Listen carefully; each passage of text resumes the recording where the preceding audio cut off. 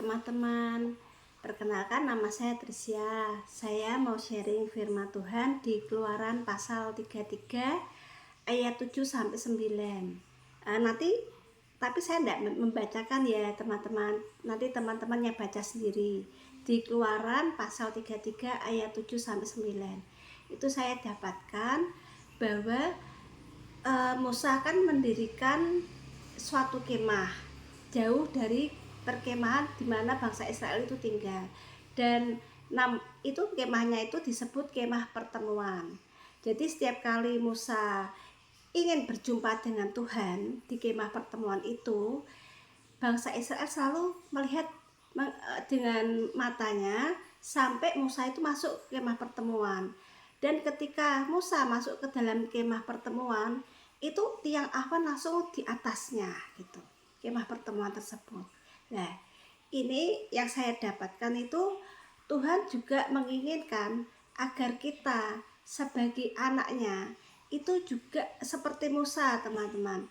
Jadi ada waktu kita selalu memberikan waktu kita, menyempatkan waktu kita untuk kita itu berjumpa dengan Tuhan gitu. Ya, berjumpa dengan Tuhan. Karena di dalam kemah pertemuan itu dikatakan bahwa di sana itu Tuhan berbicara kepada Musa dengan berhadapan muka, di ayat 11 ya, muka seperti seorang berbicara kepada temannya. Kemudian kembalilah ia ke perkemahan. Jadi setelah Tuhan itu berjumpa dengan Musa, muka dengan muka seperti kepada temannya, baru setelah itu Musa tuh kembali ke perkemahan bangsa Israel gitu ya. Nah, Tuhan ingin agar kita itu seperti Musa, ya.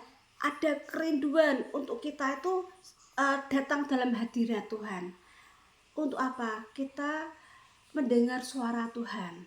Kita mendengarkan hukum-hukumnya, kita mendengarkan peraturan-peraturannya, kita mendengarkan isi hatinya, apa yang Tuhan ingin bukakan dari kebenarannya itu kita mau dengar itu, dan kita seperti dengan teman. Tuhan dikatakan Tuhan berbicara kepada Musa seperti dengan teman. Jadi benar-benar ada kedekatan, ada hubungan yang karib. Itu hubungan secara pribadi yang Tuhan tuh inginkan. Tuhan memiliki korelasi hubungan dengan kita, teman-teman. Jadi sama seperti Bapak yang ingin selalu berjumpa dengan anaknya. Kita adalah anak-anak Tuhan. Jadi Tuhan inginkan benar-benar kedekatan secara pribadi. Agar apa? Agar kita tuh saling berkomunikasi dan kita mendengarkan isi hatinya, mendengarkan suaranya. Itu yang Tuhan kehendaki, teman-teman. Karena sangat penting. Karena apa? Tuhan itu adalah firman, dan firman-Nya adalah terang. Di mana firman-Nya yang kita dapatkan itu menerangi hidup kita, teman-teman. Sehingga kita tuh tidak mudah tersesat. Ya, kita tidak disesatkan oleh injil-injil yang palsu. Karena pada akhir zaman ini banyak sekali kita bisa mendengar ya tentang injil-injil palsu. Karena dikatakan di akhir zaman ini akan banyak penyesat. Ya, sepertinya Injil, tetapi itu melenceng 1 derajat. Kalau kita tidak segera sadar, ini kita teruskan, lama-lama itu kita menjadi tersesat. Ya, awalnya mau pergi ke Amerika, tiba-tiba tidak sampai ke Amerika karena melencengnya 1 derajat, dan itu kita tidak nyadar sampai ke Afrika gitu, atau sampai ke mana ya, ke India gitu, atau ke Arab gitu. Awalnya kita mau ke hidup yang kekal, tapi melenceng kepada kebinasaan.